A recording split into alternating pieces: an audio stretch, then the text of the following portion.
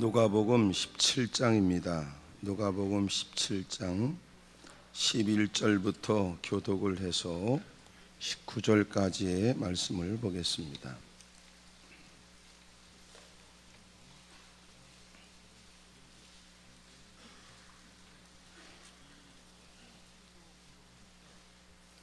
누가복음 17장 11절부터 교독을 하지요. 예수께서 예루살렘으로 가실 때에 사마리아와 갈릴리 사이로 지나가시다가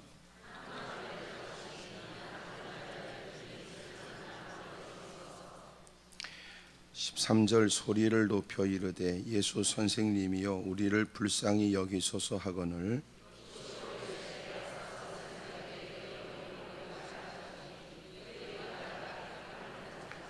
그 중에 한 사람이 자기가 낳은 것을 보고 큰 소리로 하나님께 영광을 돌리며 돌아와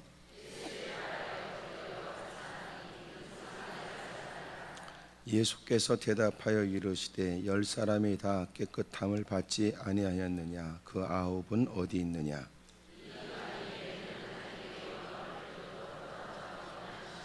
다 같이 그에게 이르시되 일어나 가라 내 믿음이 너를 구하느니라 하시더라. 아멘. 여러분을 다 축복합니다. 우리 서로 다 인사해요. 은혜 많이 받으시라고. 잘 오셨다고.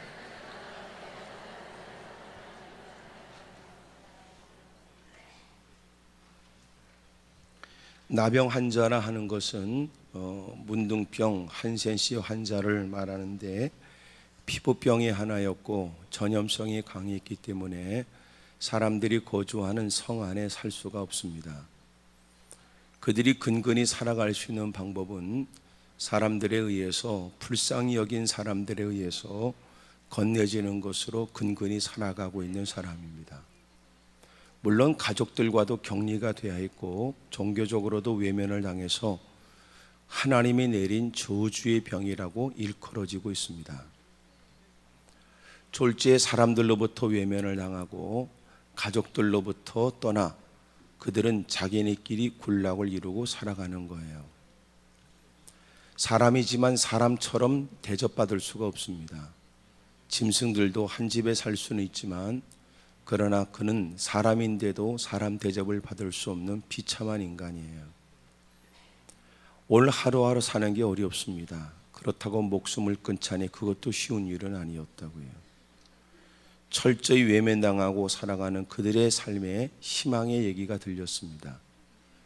예수님이 가는 곳곳마다 희한한 이적과 기적을 보여주는데 벼랑 끝에 서 있던 사람들은 예수님을 만나면 희망을 얻게 되고 어떤 누구도 해결할 수 없다고 하는 질병으로부터 자유를 얻게 됐다는 얘기.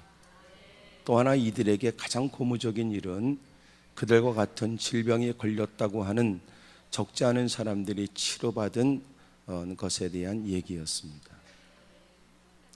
성경에는 나병 환자들이 주님에 의해서 치료받은 많은 얘기를 하고 있는데 죽었던 사람이 살아났다는 얘기와 이제는 희망이 없이 그냥 비참하게 살아가는 문둥병자, 나병 환자, 한센시 환자가 치료받았다는 얘기는 이들에게 얼마나 희망이었겠어요.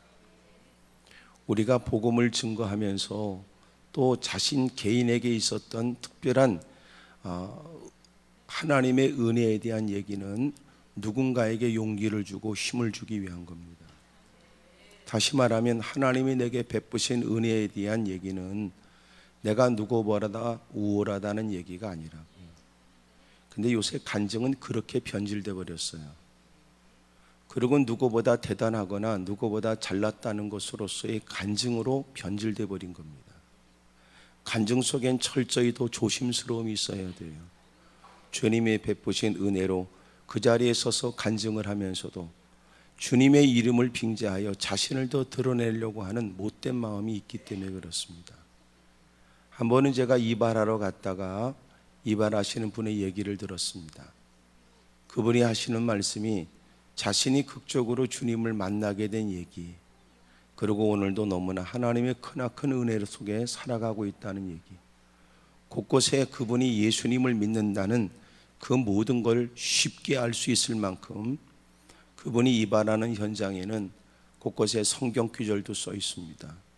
그리고 어느 목사님이 그분에게 처음 주님을 만나서 받은 감격스러운 일들에 대한 여러분 그 축하한다고 하는 얘기, 그러면서 목사님의 이름도 이렇게 써 있더라고요. 사인과 함께.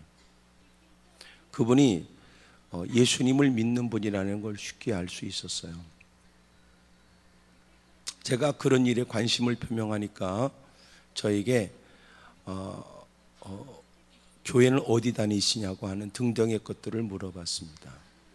그리고 제가 목사라고 표현했고 어느 교회 목사님이냐고 막 굳이 막 추적을 해요. 문제는 그분의 추적을 피할 수가 없다는 겁니다. 왜냐하면 저는 이발을 하고 있었기 때문에 그래요. 생각했습니다. 야, 이 미용을 하거나 이발을 하는 분들이 전도하기가 쉬울 수 있겠다. 왜냐하면 듣기 싫어도 꼼짝없이 그 자리에 있어야 돼. 그분이 받았던 은혜에 대한 얘기를 했고, 그리고 그분이 간증도 다녔대요. 자기가 교회에서도 간증을 했고 또 외부에서도 간증을 했답니다. 근데 그분이 목사님 이제는 간증을 안 다니려고요. 왜 그러냐고 제가 물었습니다. 그분이 하시는 말씀은 불러주는 데도 없지만 그 다음 중요한 얘기예요. 간증을 하다 보니까 말이 더해지더라는 겁니다. 좀 더 멋들어지게 표현하고 싶은 마음, 더 길게 하고 싶은 마음. 내가요 그분에게 너무나 감사했어요. 집사님 잘하셨습니다. 그랬어요. 우리가 갖고 있는 기억력이요 언제나 확실하지 않다는 거 아십니까? 오늘 보고 있는 것도 확실하지 않아요. 보고 싶은 것만 보기 때문에 그렇고요. 우리가 기억력도 확실하지 않아요. 그러니까 내가 경험한 게 아닌데 내가 경험한 것 같은 착각 속에 빠져서 기억력이라고 말하는 것도 많답니다. 확실한 게 없는 거예요. 더 놀랍잖아요. 자기가 요새 머리가 깜빡깜빡 한다면서 자기가 기억한 건 확실하고 악을 쓰는 것은 웃기잖아요. 오늘 현실도 확실하지 않아요. 보고 싶은 것만 보기 때문에 그렇고 듣고 싶은 것만 듣기 때문에 그런 거예요.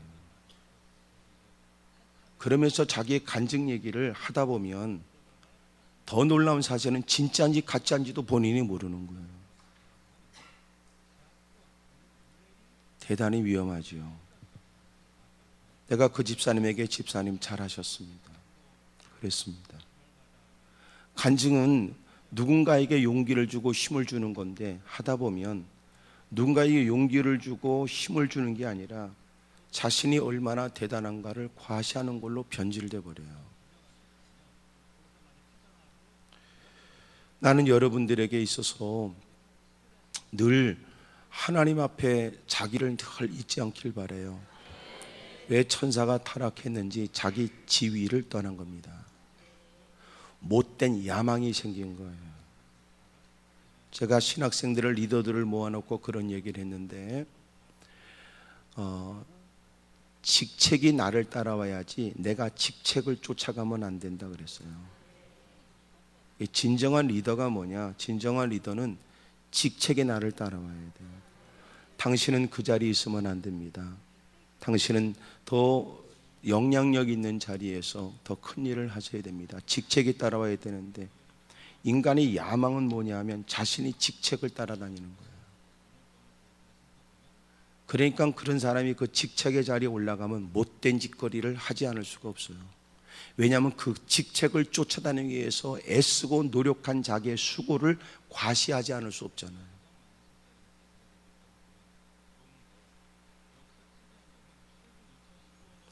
누군가가 하는 얘기는 또 누군가가 듣기에 크나큰 용기가 됐습니다. 다행스러운 일이지요. 많은 소문을 듣고 나병 환자 10명도 희망을 갖게 됐습니다. 성경 전체를 보니까 모든 사람이 다 유대인들은 아니었습니다. 이방인도 끼어 있었는데 그 이방인이 거기 끼어 있다니 우습지요. 유대인들은 이방인들을 개처럼 취급했습니다.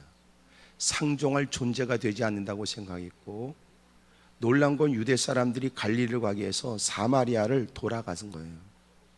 예수님이 수가성 여인을 만났을 때 왜 당신은 유대인이면서 이방인 여인에게 물을 달라고 말씀하십니까? 라고 했던 것은 그 당시 유대인들이 어떻게 이방인들을 대했는지를 알 수 있는 거예요. 그런데 놀란 건 이들이 같이 모여 살아요. 왜 그래요? 나이 퍼먹고 보니까 학력 파괴가 생기고, 사람이 힘들고 어려운 처지에 병상에 누우니까 너나 내나 다를 바 없는 거예요. 고난과 고통이 우리에게 주는 유익이 뭔지 아세요? 피차 서로 따질 게 없다는 걸 알게 하는 거예요. 먹고 살만하니까 지위를 따지는 거거든요. 인간이 살만하니까 헛소리 하는 거예요.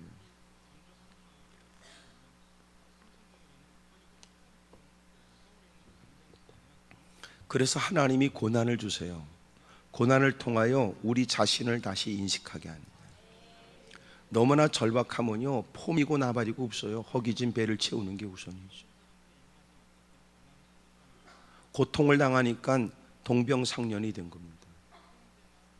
야, 유대인이고 나발이고 다 필요 없다. 너도 가족들로 외면을 당하고, 너도 동족들로부터 외면당하고, 너도 저 사람이 사는 성 안에 들어갈 수 없는 처지, 너나 내나 까짓 거. 거기에는 이방인, 택한 백성 그런 구분이 없어요. 다 똑같은 나병 환자가 된 거예요. 하나님께 저주받은 사람. 그래서 교회 안에서도 죄에 대한 철저히 비참한 자신에 대한 인식이 중요해요. 다 여러분 폼나는 모습을 하고 개폼 잡고 하나님이 전에 들어왔지만, 그럼에도 불구하고 우리 모두는 죄로 인해서 얼마나 비참한 인간인지를 먼저 인식하게 되면 서로 너도 나도의 인위적으로 거놨던 금들이 다 없어지는 거죠. 우리 모두는 죄인이다. 거기다 주님의 베푸신 은혜, 우리 모두가 하나님의 은혜를 받은 사람이다. 그리고 그런 일에 하나님의 거룩한 일에 대한 제시는 어떤 누구도 여러분 그런 일에 헌신하지 않을 사람이 있겠어요? 그리고 그 가운데는 서로가 세상에서 이해할 수 없는 그 많은 학력의 편차, 그 지위나 환경의 모든 것들을 다 뛰어넘어 하나된 모습으로 가능한 거예요. 가장 근본적으로 뭐냐면 내가 얼마나 더러운 죄인인지, 얼마나 비참한 존재인지 이거부터 인식하는 거예요. 근데 이제 이런 부분은 거론하는 것도 여러분 아멘 속에서 별로 안 좋다 이제 이렇게 표현하잖아요. 여러분 얼마나 우리가 더러운 죄인인지 잊지 마세요. 잊지 마세요. 왜냐하면 그렇게 비참한 자기를 깨달아야 은혜가 얼마나 큰지를 알게 되고, 허락받은 그 은혜의 감격이 얼마나 큰지, 주님이 내게 요구하시는 바가 얼마나 감사할 일인지를 알게 된다. 근데 여러분 주일하면서 주의 일에 하나님이 나에게 맡겨준 그 일이 버겁게만 느껴지거나 어쩔 수 없이 해야 될 일로 느껴지거나 귀찮은 일로 느껴지는 거는요, 그 일에 대한 문제가 아니에요. 그건 다시 여러분 예수님의 피의 강에 뛰어들어야지. 오늘도 그 많은 사람 가운데 하나님의 나를 불러 그 어마어마한 그 하나님이 나에게 그 일을 내게 적임자로 맡겨줬다는 것이 얼마나 감사해요. 지가 무슨 자격에 의해서 여기 서 있는 목사를 비롯해 목사고 장로고 권사고 집사고 나발이고 개떡이고 얘기하겠습니까? 잘난 것 따진다면 우리보다 잘난 사람이 네 눈에 보기에는 교인 없어도 밖에는 널려 있어요. 세상에 개떡 같아서 겨우 모인 우리끼리 여러분, 내가 보기에 자기 눈에 여러분 보기에 잘난 사람이 없다고 자기밖에 더 있겠나, 이런 오만함이 어디 있습니까? 밖에 나가면 잘난 사람들 앞에 주눅들어 살았던 인간이 교회 안에 들어오면 나보다 잘난 사람이 없어도 하나님의 눈길 앞에선 더 바싹 엎드려지는 게 마땅한데도 교회 안에서도 그 인간한테는 하나님이 없는 거죠. 이런 오만함이, 이런 방자함이 어디 있어요? 못 모르는 사람이 교회 안에 들어 모든 사람이 자기보다 지위가 낮거나 하찮아 보였으나 이미 교회 안에 들어온 사람이 그런 철없이 내뱉는 사람들을 긍휼히 여기고 잘 섬겨줘가며 시간이 지나면서 눈에 굵은 눈물을 떨구면서 두려운 마음으로 부들부들 떨어야 되는 것은 비로소 그가 하나님을 인식하기 시작합니다.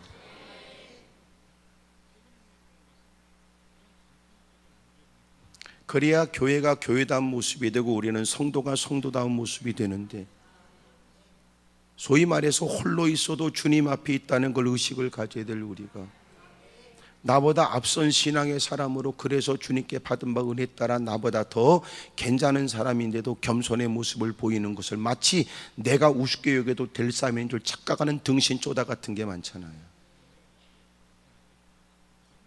그러다가 말씀을 들으면서 믿음이 생기고 비로소 여러분 자신의 비참한 여러분 죄악된 모습을 깨닫게 되고 굵은 눈물 떨구게 되고 어깨를 들먹거리며 자신의 죄를 토설하게 되고, 나한테 그렇게 잘 섬기고 애썼던 사람들이 나보다 모자라서가 아니라 나보다 더 귀한 분들이구나.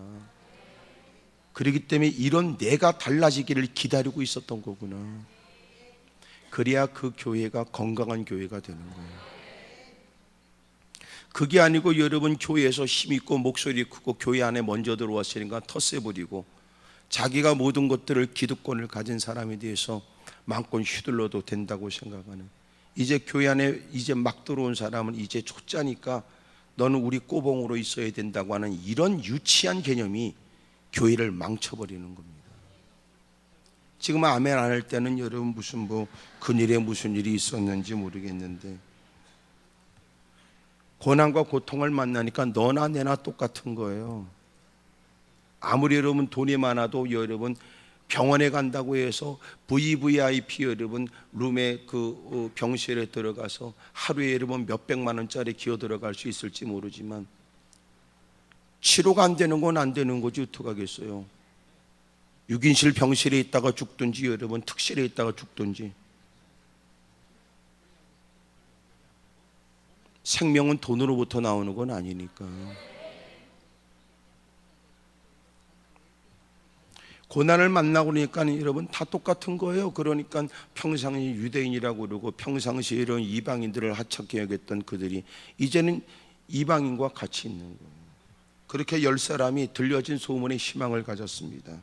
드디어 예수님께 다가왔지만 예수님께 다가오는 것도 머뭇거리면 나름대로 여러분 갑론을박 서로가 의견이 분분했을 거예요. 왜냐하면 야 우리가 성한 사람을 건강한 사람을 우리가 의도적으로 가서 만날 수 없는데, 그렇게 해서 우리가 도움을 받겠다고 많은 무리 속에 있는 주님을 만나겠다고 사람들을 헤쳐 들어가는 것은 그나마 이렇게 근근히 살아가는 것마저도 우리가 포기하는 거 아니냐. 그렇다고 해서 우리가 죽는 날을 기다릴 수 없다. 어떻게 우리가 이렇게 서럽고 힘든 세월을 그냥 막연하게 우리가 세월을 보낼 수 있겠느냐. 우리 귀에 들려진 걸 보면 우리에게도 희망이 있다는 거 아니냐. 누군가는 없는 기회도 만드는데 우리는 왜 귀에 들려진 기회를 쫓아 왜 행하지 않느냐. 서로가 막 얘기를 하다가 여러분 그들이 그렇다면 방법이 있다. 우리가 그 예수님이 많은 무리 가운데 있을 때 그들을 해치고 갈 수 없다면 우리가 멀리서 10사람이 소리를 한꺼번에 질러 그리고 주님의 눈길을 끌어보자. 그리고 주님께 도움을 청해보자. 그렇게 생각을 했어요. 드디어 예수님이 많은 무리 속에 있었습니다.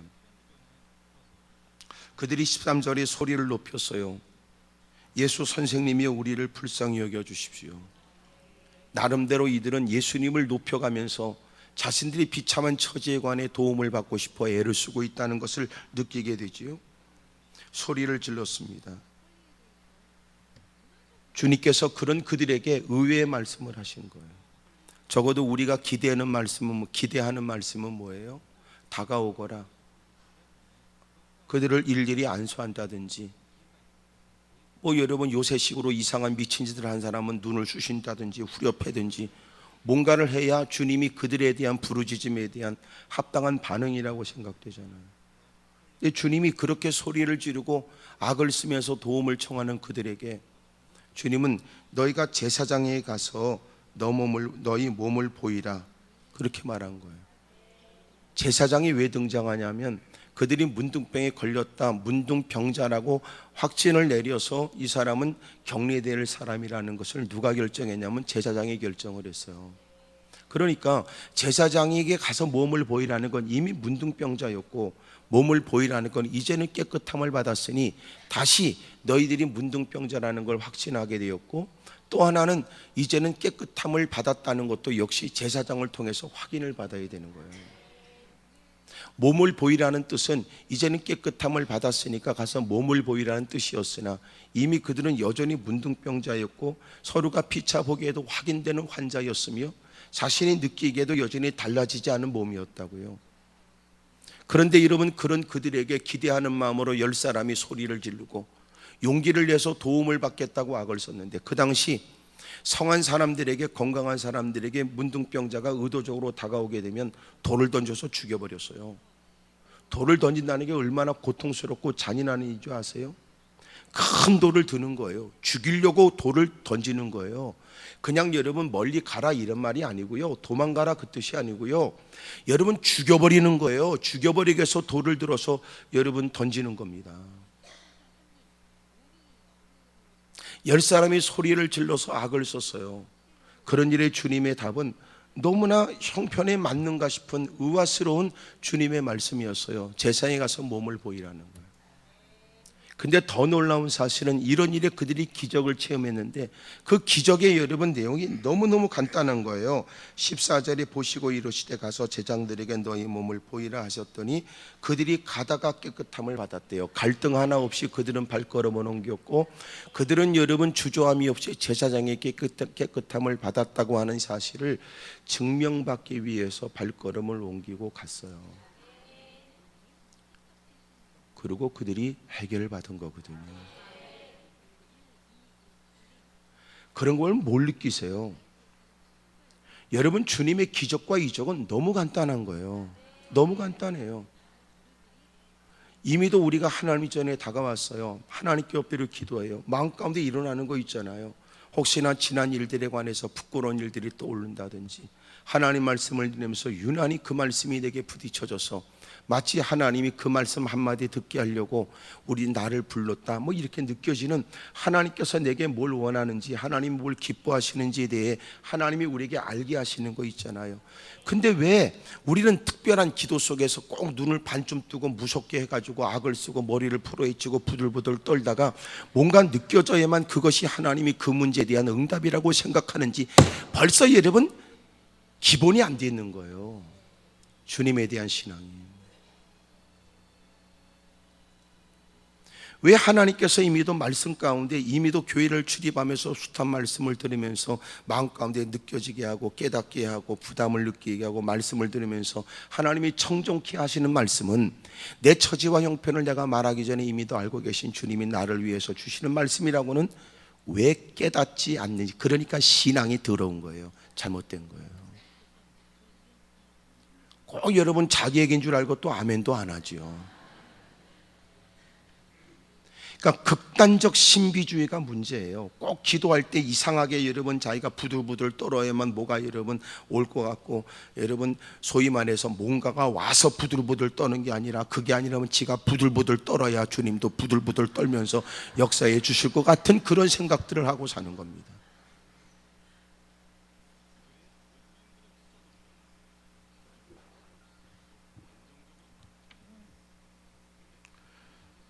한편은 이해가 돼요. 왜냐하면 우리가 갖고 있는 개인적 기질이 있습니다. 그래서 기도를 해도 그 기질과 관련돼서 해요. 뭐 이런 거예요. 나는 일을 안 하면 안 했지 하면 끝내주게 한다는 것도 있고, 어떤 건 안 하는 건 아는데 하는데 여러분 거지같이 하는 것도 있고, 그러니까 어떤 건 성질을 해도 당장 소리를 질러대면서 성과를 부리는 것도 있고, 그래서 그런 사람을 성질이 지랄 같다고 그러고, 어떤 사람은 성질을 안 부려요. 하지만 집에 가서 다 볼펜 끝에 침 말라가면서 치밀한 계획을 세워서 남들이 끔찍한 일을 저지르는 것도 있다고요.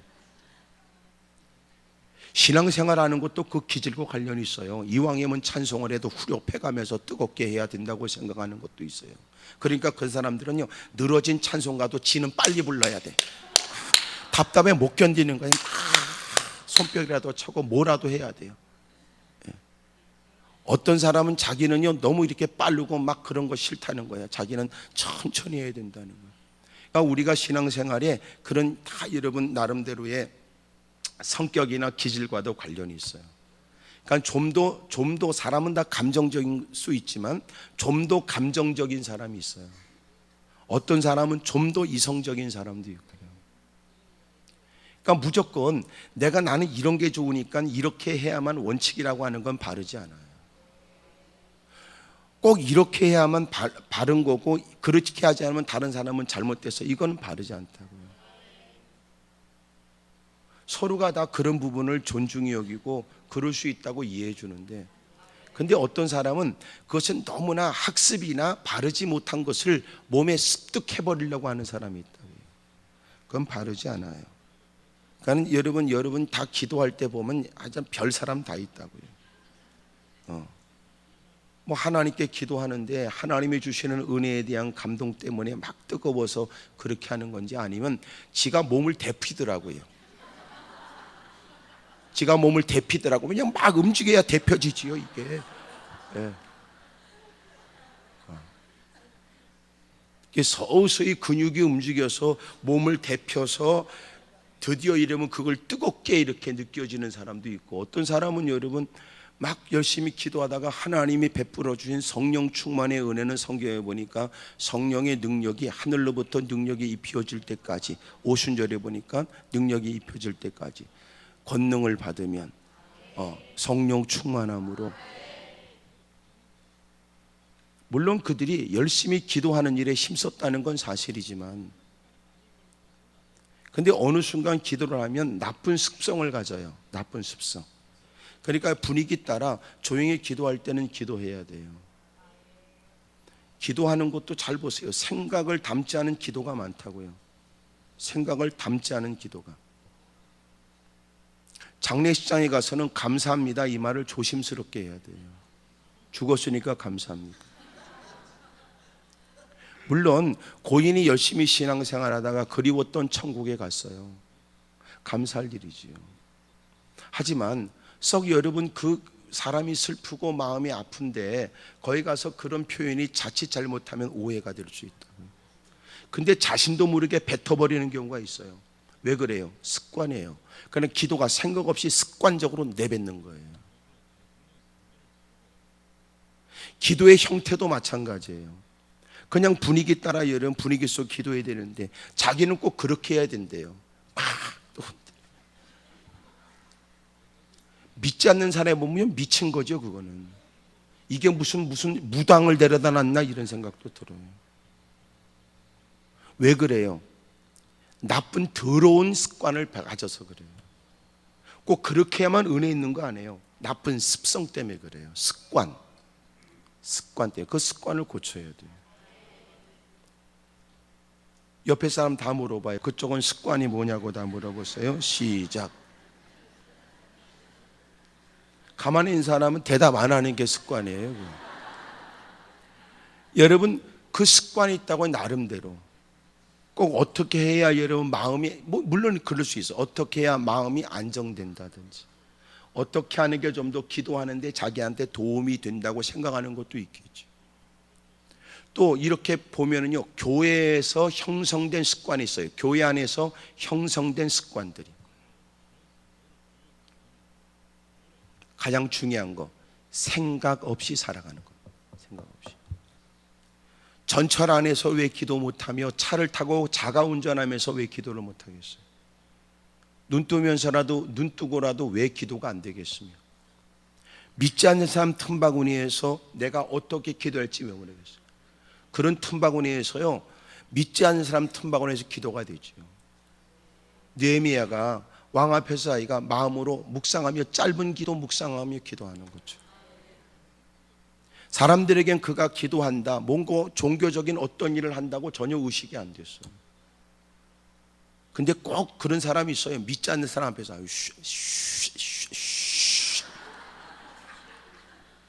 그거요 습관이에요. 그거 고치세요. 그런데 누가 뭐라고 말 한마디 하면 그게 신앙에 대한 핍박이라고. 그건 신앙에 대한 핍박이 아니고 네가 무지한 거예요. 어리석은 거고요. 그런 거 많아요, 우리요. 그러니까 신앙생활을 하는 게 정말로 생각을 갖고 주님에 대한 그 확고한 믿음이 있고 인격적인 관계가 돼 있으며 이런 걸 나는 묻고 싶은 거예요. 근데 그런 게 없더라고요. 기도하라고 그러면 습관적으로 내뱉는 말만 있어요. 그 현장에 뭐 때문에 기도하는지에 대한 게 없단 말이에요. 그 일에 대한 적합한 기도의 내용이 없잖아요.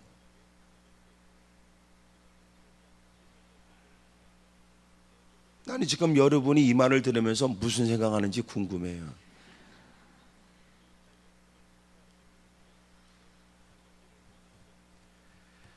주님께서 말씀하시는 건 이유가 있었던 거예요. 현실에 맞지 않아도요. 여러분, 주님을 믿는다는 건 뭐예요? 현실보다 그분이 더 크다는 걸 믿는 거예요. 이건 아멘을 크게 해야 될 부분이에요. 그 부분을 다시 할 테니까요.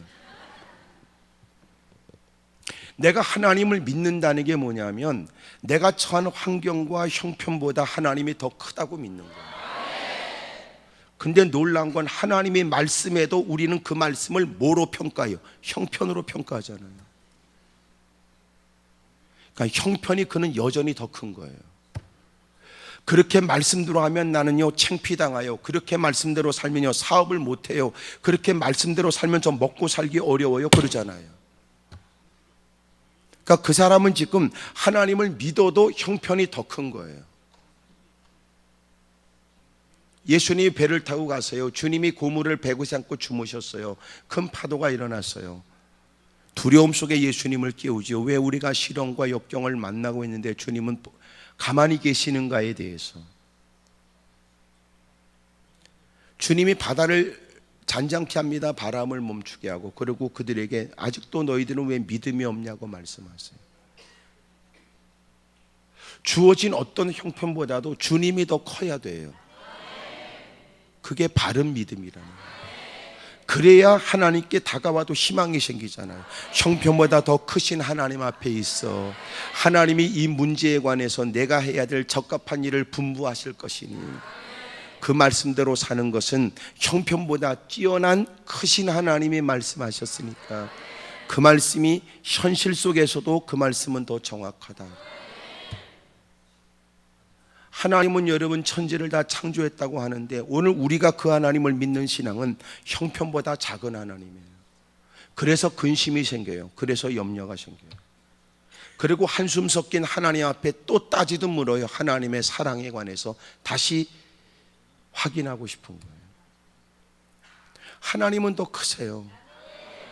그 하나님이 말씀하시는 거예요.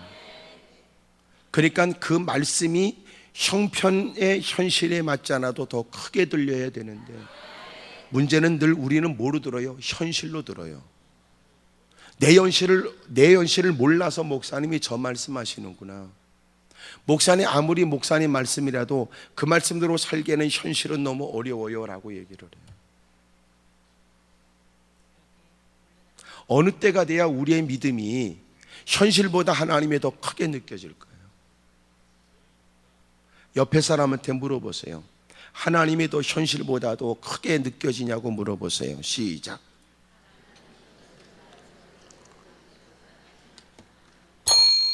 좋은 말 할 때 물어보세요.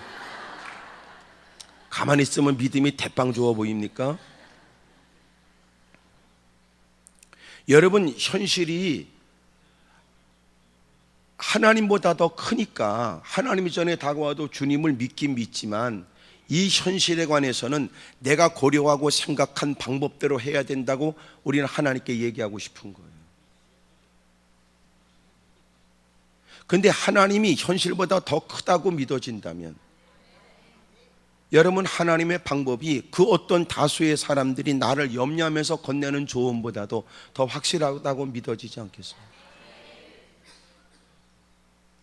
그러니까 어찌 보면 우리가 이렇게 다가와서 자기의 현실에 관해서 너저분하게 넋두리하며 시간을 낭비하기보다는 오히려 현실보다 더 크신 하나님이 크게 믿어지게 해달라고 기도하는 게 우리에게 필요할 거예요. 그 하나님이 더 크게 느껴져야 엎드려 기도하면서도 희망이 생기잖아요. 그 하나님의 말씀하시는 한마디는 우리에겐 적합하고 그 한마디 말씀 속에서도 우리의 생애를 걸 만한 가치가 있다고 느껴지지 않습니까? 근데 왜 예배 시간에 은혜가 안 돼요? 왜 이런 말씀을 들어도 우리의 삶에는 열매가 없을까요? 뻔해요. 자기의 현실이 하나님보다 더 큰 거예요. 그러니까 그 사람은 자신의 현실을 가지고 말씀을 들으니까 말씀이 우습게 들려지지요.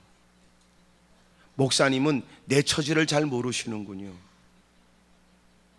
글쎄 뭐 그렇게 목사님이 다 아시겠어. 성도들이 복잡한 일들을 목사님이 다 아시겠어. 우리의 전문적인 그 일들을 그 생각하지. 하나님이 더 크게 느껴지는 순간 하나님 말씀은 여러분 그에게 그 문제를 해결할 수 있는 열쇠가 되지 않겠어요? 너무 간단해서요. 10사람이 여러분 나병 환자가 소리를 질렀고 주님이 거기에 대한 해답으로 너희는 가서 너희 몸을 제사장에게 깨끗이 해결받았다고 몸을 보이라는 거예요. 아, 그런다고 갑니까? 주님이 말씀 안 할 때는 왜 말씀 안 하냐고 다구치더니요, 주님 말씀하니까 겨우 그게 해답입니까? 그러고 따지는 거예요, 대부분. 오늘도 여러분 기도하는 분들이 그러게, 주여 주님의 뜻이 무엇입니까? 그때 기도할 때는 무척 착해 보여요. 아, 하나님 말씀대로 살려고 하는 의도가 있구나. 개떡이나. 하나님이 말씀하면 그게 해답입니까? 그러고 지 맘대로 사는 걸 뭘. 아까 물어보지 않은 반대편 분에게 물어보세요. 그쪽은 어떻게 생각하냐고.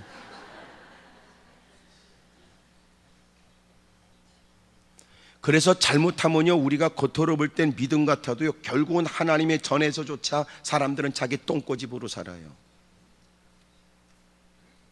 자기 기준이 있다고요. 소위 말해서 자기 기준이 있는데 종교 생활하니까, 신앙 생활하니까 내가 웬만한 것은 피차내가 좀 이해는 하지만 결국은 여러분 이 부분은 건들면 안 된다는 자기 원칙이 존재한다고요. 똥꼬집으로 지키고 싶은 나름대로의 원칙이 있어요. 그것을 자존심이라고도 얘기합니다. 신앙생활을 해도 내가 남들과는 나는 다른 존재야, 저 옆에 내하고 나는 달라라고 주장하고 싶은 거예요. 근데 주님이 원하는 건 뭐냐면, 내가 하찮게 봤던 그들과 다를 바 없는 하나님의 은혜가 1000% 10,000%가 필요한 절박한 인생이라는 걸 주님은 고백할 때까지 기다리는 거예요.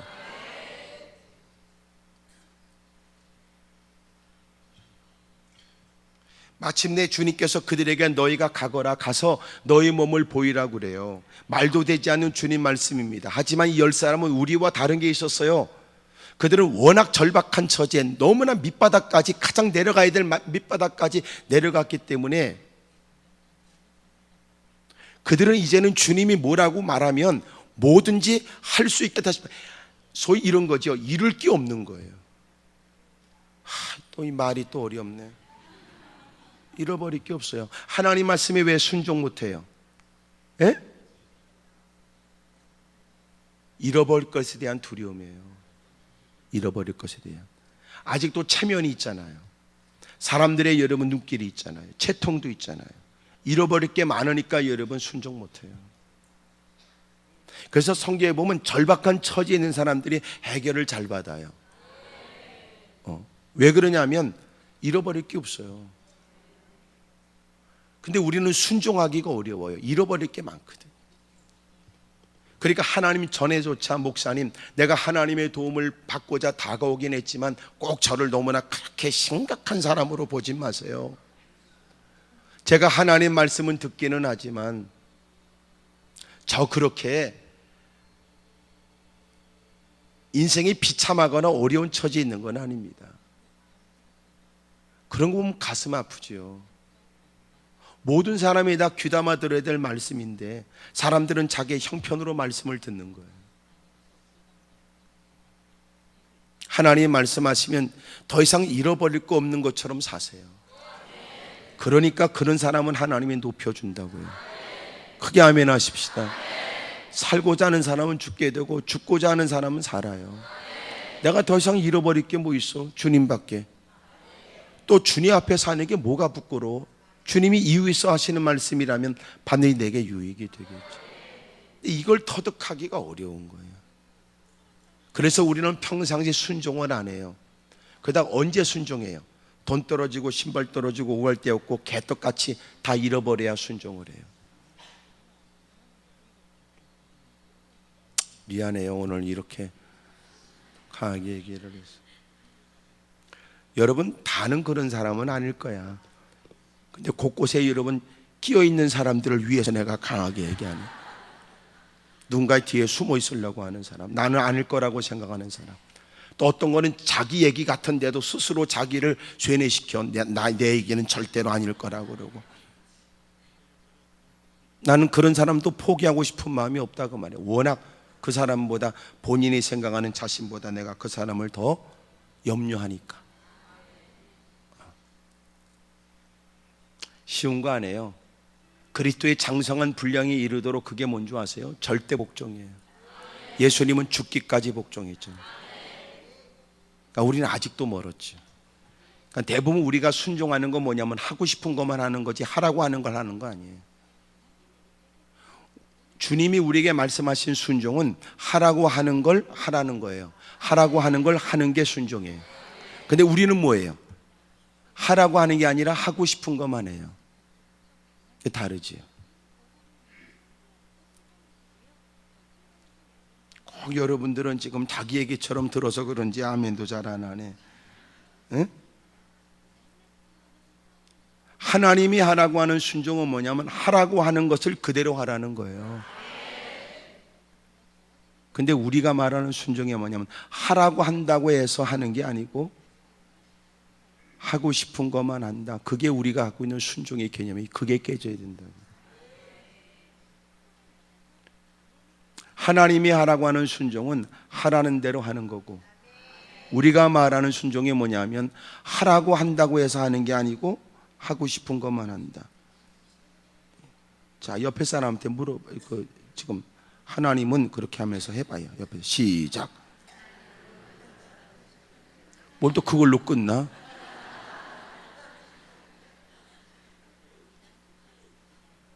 그러니까 벌써 순종에 대한 차이가 있죠. 목사가 여러분 순종하십시오, 그것은 하나님이 하라는 대로 하라는 뜻이지만, 우리가 말하는 순종이 뭐냐면 목사님의 말에도 나는 하고 싶은 것만 합니다. 하고 싶은 거 했으니까 이게 순종 아닙니까? 착각하지 마세요. 내가 한번 그런 설교를 했는데, 앞을 보지 못하는 시각장애자가 신람목가에 가서 여러분 밝은 눈으로 왔다 그러잖아요. 신람이라는 것은 보냄을 받았다는 거예요. 신람못에는 다양한 많은 사람이 와서 그물을 쓸 수 있어요. 근데 이런 평상시 사람들이, 다양한 사람이 그물을 쓰지만 그물을 썼다고 해서 눈을 뜨거나 치료를 받은 거 아니에요. 근데 지금은 달랐어요. 주님이 가라고 하셨고 주님이 그물로 씻으라고 했으니 치료된 거예요. 중요한 얘기예요. 이런 겁니다. 내가 하고 싶었던 차에 했는데 주님이 그런 걸 원하셨다. 그것이 순종한 거 아니에요. 네 맘대로 산 거죠. 아이고, 또 말이 어렵네. 다시 말하면 이런 거예요. 아버지로서 자식 새끼 끔찍이 사랑하는 것은 짐승 새끼도 그래요. 사람이 여러분 당연하지 않겠습니까? 짐승 새끼도 여러분 그렇게 어미가 그렇게 끔찍이 사랑하는 건 마땅하지요. 아니 여러분, 어떻게 부모가 자식을 사랑하지 않겠습니까? 그러니까 아버지로서, 어머니로서, 자식으로서, 부모로서 산 것이 그리스도인으로 살았다는 말과 다른 말이란 말이에요. 좀 더 설명해야 되겠네.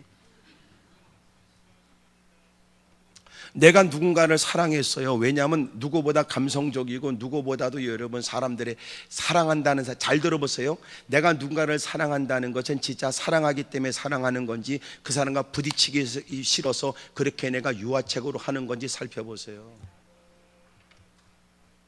내가 힘이 있어서 여러분 힘 있는데도 여러분 내가 제압할 수 있는데도 내가 사랑하는 건지, 워낙 내가 힘들고 어려운 처지에 내가 살 수 있는 삶의 방법으로 누군가에 부딪히는 걸 피하기 위해서 내가 그렇게 유화책으로 하는 건지,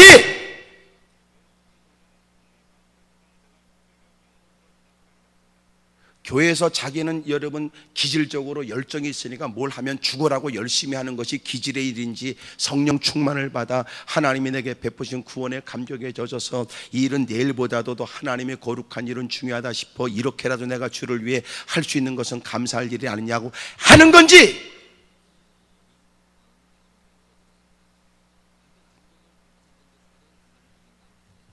남편이 아내를, 아내가 남편이 서로가 사랑하는 것은 여러분 누가 보기에, 이웃집이 보기에 창피당할까 봐 하는 건지, 자식이 보기에 교육상 어쩔 수 없이 하는 건지, 아니면 인간적으로 애정으로 여러분 사랑하는 건지, 아니면 하나님이 내 이웃을, 무엇보다도 내 남편을, 내 아내를 주님의 말씀을 쫓아 순종하는 건지 다르다 그 말이야. 왜 그동안 내가 그렇게 남편을 위해 애썼는데 그놈의 새끼가 안 달라졌습니다, 그렇게 했었는데 그년이 안 달랐습니다, 이렇게 얘기하지 말라는 거죠. 내가 이렇게 얘기할 땐 나 오히려 이혼하는 것보다 낫잖아. 아직은 개선의 여지가 있으니까. 왜 안 됐지요? 왜 안 됐지요? 그게 아니에요. 너는 그것은 니네들이 서로가 인간적으로 한 가정을 누가 보기에 보란듯이, 자식들이 보기에 아름다운, 이왕이면 여러분 가는 곳곳마다 무사람이 주목할 만한 가정을 네가 이루고 싶은 거지, 네가 하나님 말씀을 따라 네가 아내로서 남편으로서가 아니라 하나님의 말씀을 따라 그리스도인으로 사는 것이냐 그 말이야. 다르다 그 말이야.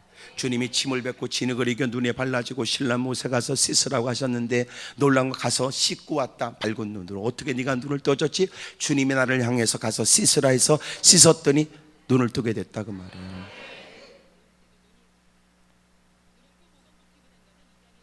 내가 가서 씻은 물은 아니야.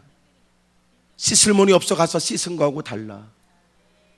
이제는 지금 달라요. 주님이 가서 씻으라고 한 거 아니냐? 내가 너한테 명한 것 아니냐? 아내에 관해서, 남편에 관해서, 자식에 관해서, 부모에 관해서, 그 일에 관해서, 그 사람에 대해서. 그러니까 솔직히 우리가 교회에서는요, 밖에 사람들이 교회 안에 들어올 때 다른 거 뭐 있어? 침묵해도 그 정도는 해. 참나. 에? 침묵해도 그 정도는 해. 향후에도 그 정도는 해고, 예편을 모이는 마실에 나가도 그 정도는 해. 그게 뭐 대단해? 에? 그게 뭐 대단하냐고요? 주님이 말씀하는 거야. 야, 니네들이 이렇게 노는 게 나하고 무슨 관계 있냐? 그만. 네가 그 사람, 네가 좀, 아이고 나는 그래도, 난 권사네, 난 그래도 같이 일하려면 난 아무래도 김집사가 좋아. 마음은 통하고 옆집에 살고. 그게 주일하고 무슨 관계 있냐? 니네끼리 침묵하고 니네끼리 여러분 마실 나가서 노는 거고, 니네끼리 여러분 무슨 뭐 향후애고 거식이고 그거지, 주님하고 무슨 관계 있어? 에? 왜 나름대로 했는데. 그러니까 밖에 있는 사람이 우리 안을 들여다보면요, 특별한 게 없어. 적어도 그렇게 서로가 여러분 누군가를 위하는 건 절에 가도 그렇고요. 절은 또 밥 그냥 주잖아.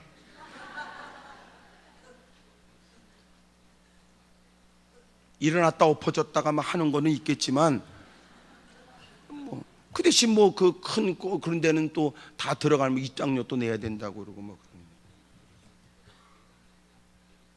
또 그분들은 여러분 밥은 공짜 줘도요, 그 연등 하나 달거나 그런 게 꽤나 비싸다네. 우리도 뭐 십자가를 하나씩 달아놔야 되나?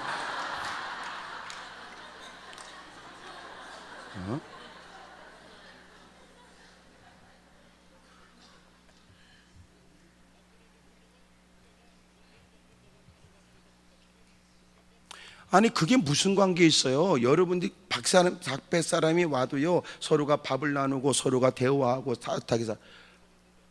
그게 교회입니까? 교회이기 때문에 그렇습니까? 밖에 놔두고 해. 이유가 다르단 말이야. 이유가 우린 주님 때문에 그렇다. 주님 때문에. 가서 그물을 닦아도 누군가는 변화가 없는데 누군가는 변화가 있어요. 왜요? 주님이 그에게 명하신 거니까.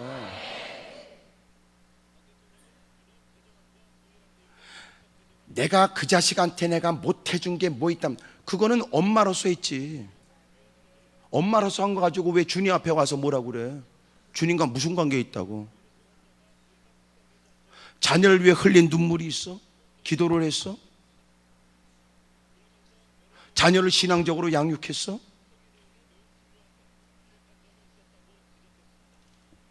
겨우 우리는 그 수준을 못 벗어나는 거예요.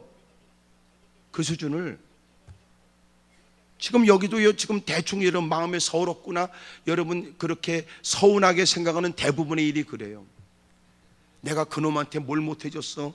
그래도 나름대로 애쓰고 힘써서 그랬더니 여러분 사업가의 아내로서의 모습 외에 뭐가 있어요? 자식을 잘 키워서 좋은 직장에, 좋은 여러분 사업가, 좋은 여러분 사회에 덕망을 끼치는 사람이 되고자 하는 노력하는 게 여러분 일반 부모와 다를 바 뭐 있어요? 주님이 물으시는 거예요. 그게 나하고 무슨 관계예요?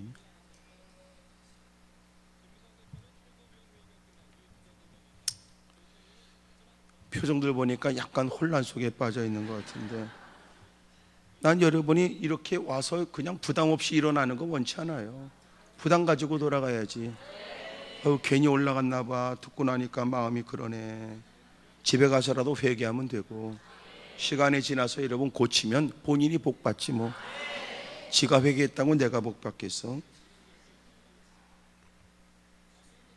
그러니까 여러분 기적은 너무 간단해요. 내가 지금 만난 환경보다 주님이 더 커야 돼. 근데 하나님의 전에조차 왜 한숨 쉬어요? 당신이. 하나님이 여전히 내가 겪고 있는 문제보다 하나님은 작아. 그러니까 아무리 하나님 말씀이라도 난 그렇게 살지 못해.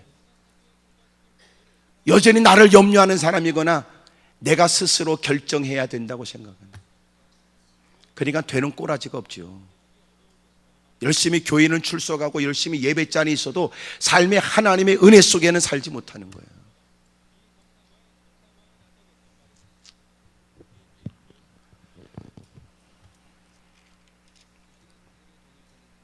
분명히 내가 얘기하지만 나는 여러분을 공연히 이렇게 부담을 줄 마음은 없어요. 부담을 줄 마음은 없어요. 하지만 여러분은 뭔가 자극받고 깨달았거든 고치고 가셔야 돼요. 그래야 복이니까. 만약 하나님이 더 크게 느껴진다면 기도하면서 기대가 되잖아. 그분이 하시는 말씀은 확실하다. 그분의 말씀 한마디라도 행할 이유가 있다. 이런.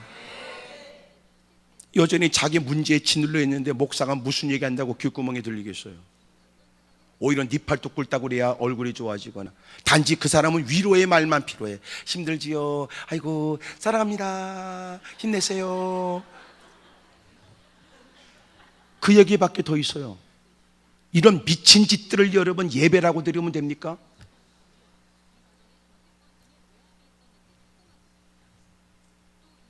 하나님하고 무슨 관계 있어요? 주님하고 무슨 관계 있어요?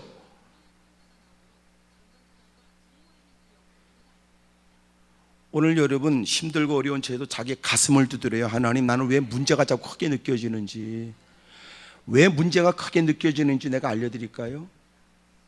지금 문제만 보고 있어서 그래요? 주님 안 보고. 방향만 틀어. 주님만 봐. 문제만 쳐다보고 있잖아요. 왜 문제만 쳐다봐요? 어떻게 목사님 내 새끼 일을 다른 사람에게 맡깁니까? 어떻게 내 새끼 일에 걱정을 안 한단 말입니까? 내가 걱정을 안 하면 사람들은 다 저놈이 내가 배 아파서 난 자식인 줄 그렇게 이해를 못할 겁니다. 왜 고민 안 하면 데려다 키우는가 그럴까 봐? 네가 고민해서 된 일이 뭐인데? 지금 네가 지금까지 죽어라 고민해서 고민한 게 그거야.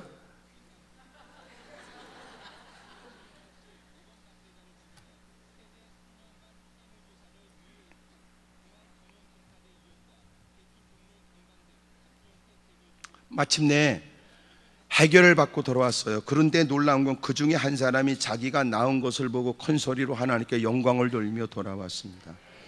이 사람은 뒤에서 보니까 이방인 사마리아 사람인데 예수의 발 앞에 엎드려 그는 감사하게 합니다. 예수님께서 아셨습니다. 이미 주님이 가서 세상에 몸을 보여라 말씀하신 것도 주님이었고 그들이 치료된 것도 알고 계셨으며 여러분 그에 관해서도 주님은 알고 계셨습니다. 발 앞에 엎드려 감사하는 사마리아 사람, 그를 향하여 주님 물었습니다. 10사람이 다 깨끗함을 받았는데 나머지 9은 어디 갔느냐 물으신 거예요. 이 이방인에는 하나님께 영광을 돌리러 돌아온 자가 없느냐, 이것은 주변의 사람들이 다 들으라고 말씀하시는 거예요.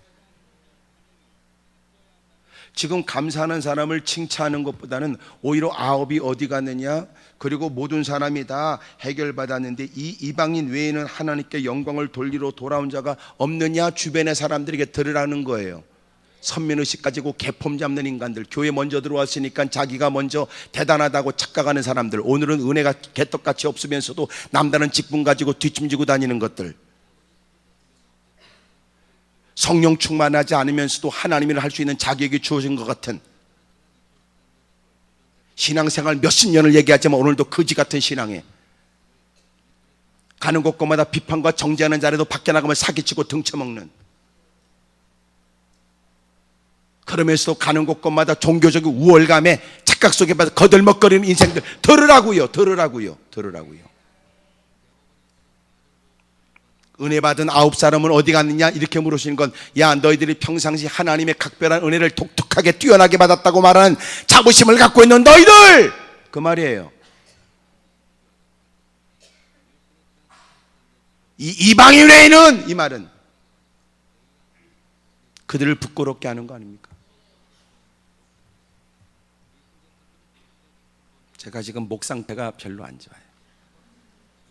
너무나 목이 막 부어가지고 지난 금요초라도 제가 설교를 못했고, 또 토요일날도 아침에도 제가 설교를 못했고, 어제까지 제가 주일날 겨우 이제 설교를 했는데, 그래서 내가 목소리를 높이는 건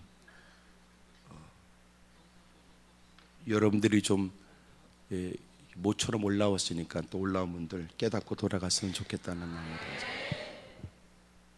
그리고 주님 말씀합니다. 그에게 이르시되 일어나 가라, 내 믿음이 너를 구원하였느니라. 주님이 뭘 원하시는 것 같아요? 주님은 그들의 치료를 받기 위해서 소리를 높이며 도움을 청했던 그들에게 해결받을 수 있도록 주님께서 제사장의 몸을 보이라고 말씀했어요. 그리고 그들은 해결받아요. 근데 주님은 나머지 9은 어디 갔냐고 그러고 감사는 그에게 물으시고, 많은 사람들에게 이방인 외에는 하나님께 영광을 돌리러 돌아올 자가 없느냐 말씀했어요. 그러니까 잘 들어보세요. 주님은 우리에게 뭘 원하냐면, 치료해 주는 거는요 아무 문제가 없어요. 근데 주님이 우리에게 걱정하는 게 있어요. 하나님께 영광을 돌리며 사는 게 어려운 거예요.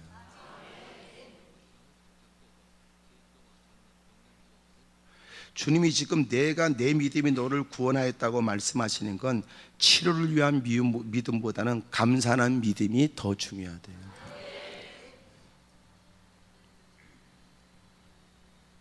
그러니까 제가 볼 때는 교회가 부흥되는 방법은 제가 알아요. 방법이 뭐냐면 분위기를 만들어야 돼요. 분위기를. 교회가 기도하는 교회가 되길 원하면 교회가 기도 분위기를 만들어야 돼요. 기도 분위기를. 무슨 말인지 잘 몰라요? 분위기를 만들어야 됩니다. 왜 여러분도 노래방 가면 분위기를 만들잖아. 예? 그리고 그 분위기가 있어야지 막 탁자 위까지 올라간다면서, 아침이 되면 내 허벅지가 왜 멍들었어 이런다면서, 지가 탬버림을 얼마나 두들겨 팼으면 여러분 허벅지가 멍들었게. 나는요 노래방 가지 말라고 그럽니다. 노래방 가서 유익이 없습니다. 노래방 가서 어떤 것도 나한테, 목사님 거기도 복음송가 있어요. 교회에서나 잘 불러. 교회에서나 그런 것들이 교회에서 안 부릅니다. 노래방 가서 여러분 유익될 거 없습니다. 첫째는 이 패스 공간이 그렇고, 또 노래 한번 부르면 우리는 졸제 신앙을 다 잃어버립니다. 졸제 신앙을. 왜냐하면 여러분이 대부분 부르는 예전에 즐겨버렸던 18번 노래 18번에는 다 옛날 여러분의 살았던 삶의 추억이 다 담겨져 있습니다. 그러니까 여러분이 그 상자를 여는 거예요. 옛날 노래 막 부르는 순간 그 부르면서 옛날에 다 미스터 김도 떠오르고 미스터 김도 떠오르고, 옛날에 젊었을 때 싸돌아다녔던 거 막 하여튼 막 치마 짧은 거 입고 다니고, 하여튼 바싹 붙는 것 입고 다니고, 상가들로 헤매고 다니고, 막 그게 다 떠오릅니다. 그러니까 자기가 옛날 묵어놨던 옛 먼지 쌓인 상자를 여는 거예요. 그 다음에 나오는 거 회한도 있습니다. 연민도 있습니다. 별 궁금증이 다 생깁니다. 오늘 사는 그놈이 밉습니다. 어찌다 이 꼬라지가 됐는지 한숨도 생깁니다.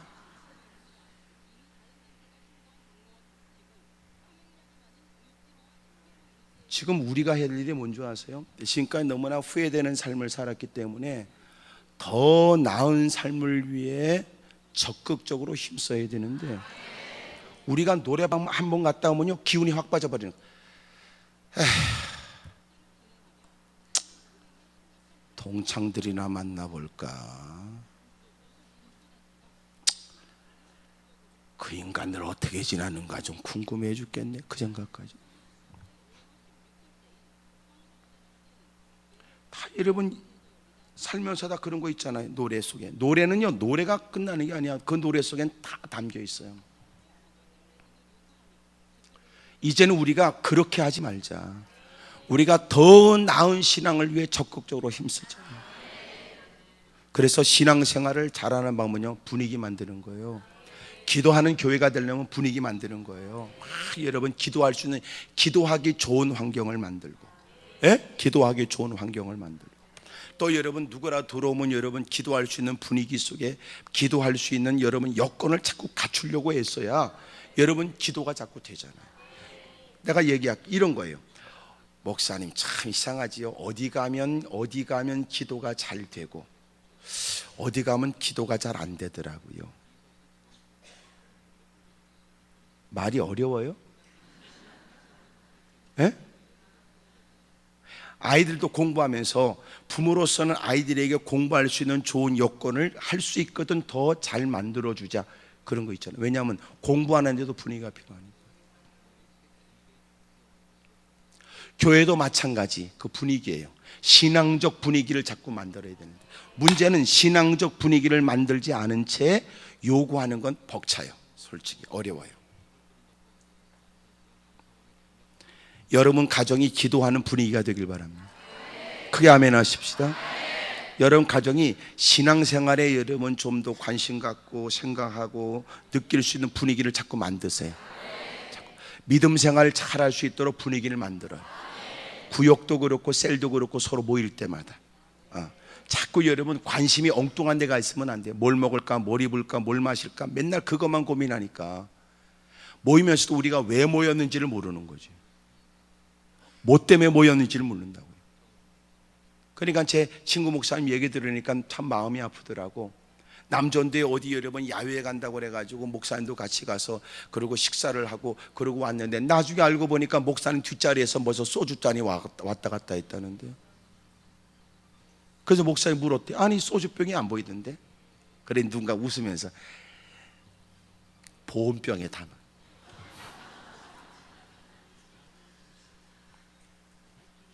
그럼 한 잔씩 돌려서 먹었다.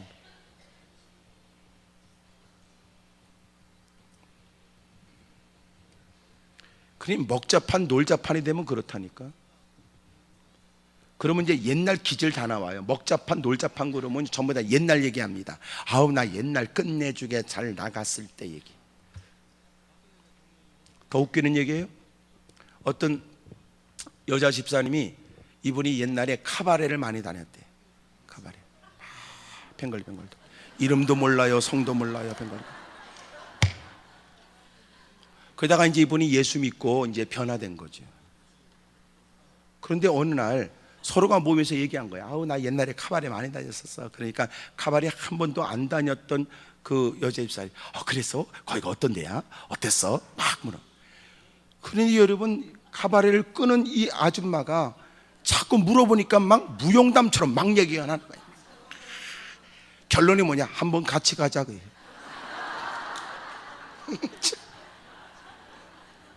문화체험 시켜준다.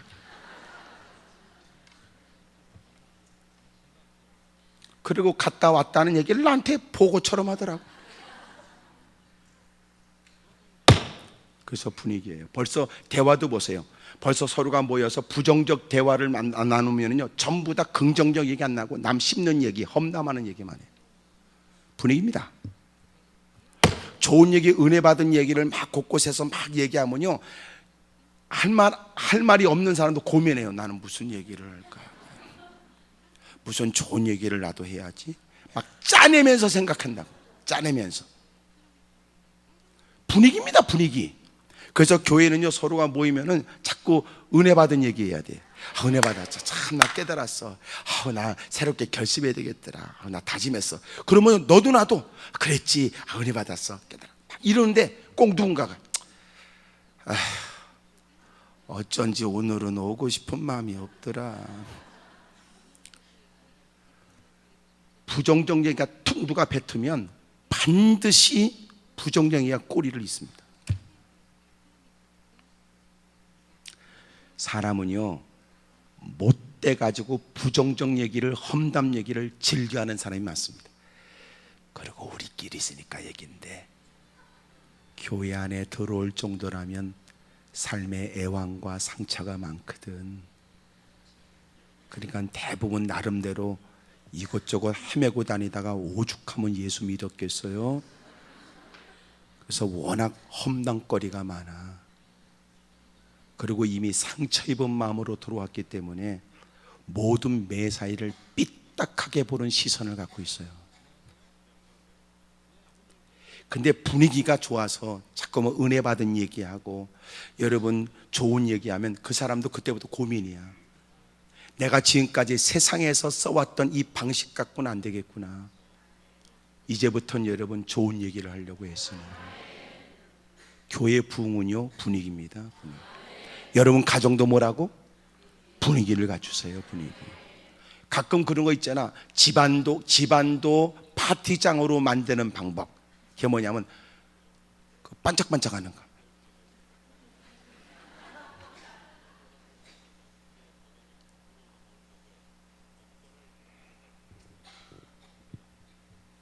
이제부터 여러분 교회가 가정이 감사의 분위기를 만드세요.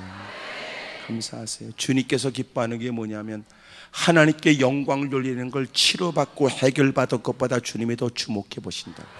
해결을 위해서 기도하는 것보다, 문제 해결을 위해 아우성치는 것보다 이미도 하나님의 베푸신 은혜에 관해서 하나님께 영광을 돌리는 찬양을, 감사를 주님은 더 기뻐한다.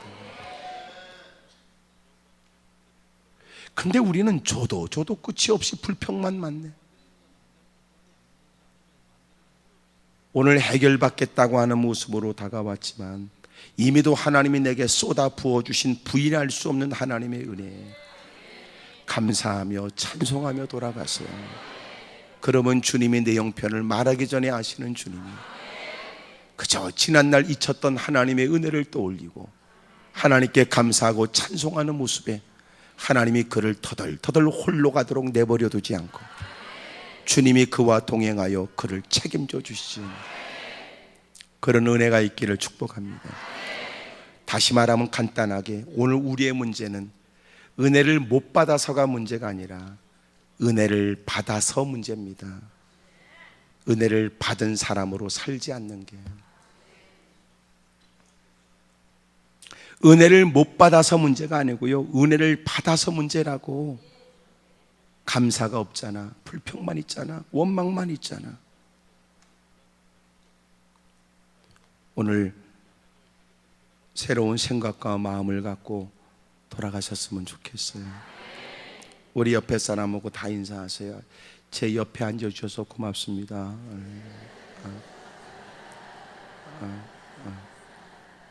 한 번 더 인사해. 아유, 자리를 잘 잡으셨지요.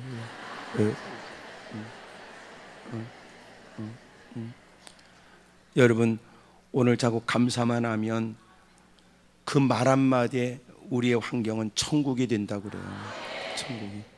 여러분, 지옥을 천국으로 만드는 방법은 우리 말 한마디만 잘해도, 말 한마디만 잘해도. 옆에 사람 다시 얼굴 보고 아우, 천사 비슷하게 보이시네요. 그래, 시작.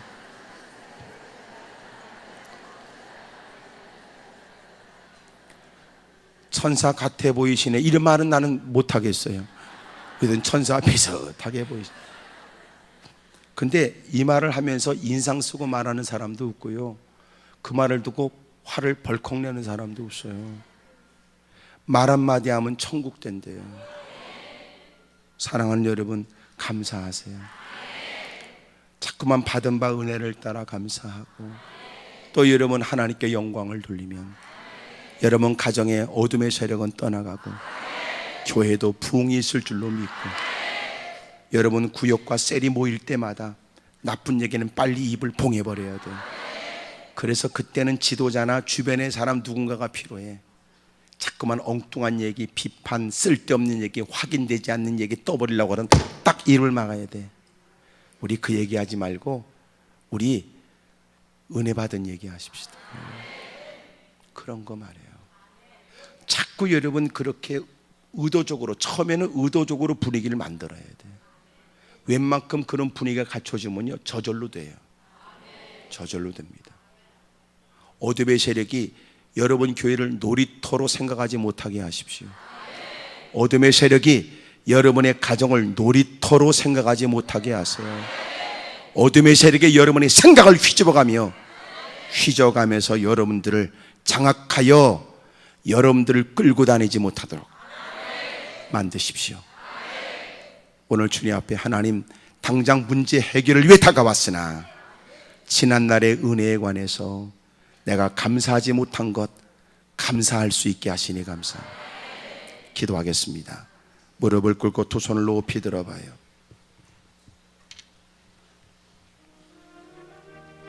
주먹을 꽉 거머져요.